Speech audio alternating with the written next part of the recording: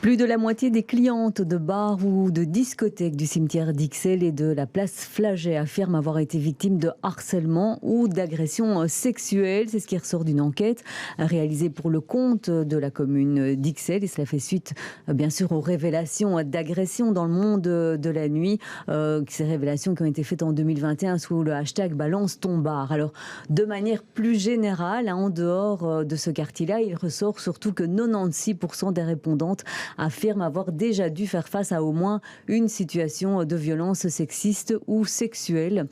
Pour Laura Béhuir, porte-parole de l'UFIA, Union féministe inclusive autogérée, c'est une avancée. Elle demande maintenant des mesures concrètes. Pour nous, c'est clairement une avancée dans le sens où, enfin, maintenant, il y a des faits chiffrés.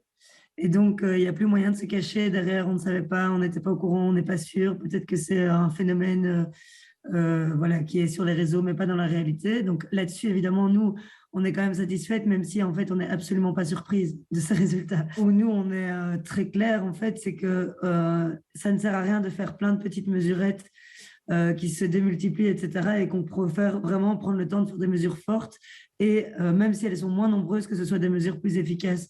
Et particulièrement en termes de sanctions, parce qu'actuellement, il n'y a rien qui existe au niveau juridique pour tout ce qui est sanctions à partir d'agressions liées au genre et d'agressions sexuelles pour les établissements. Et donc, ben voilà, nous, c'est vraiment ce texte-là qu'on veut.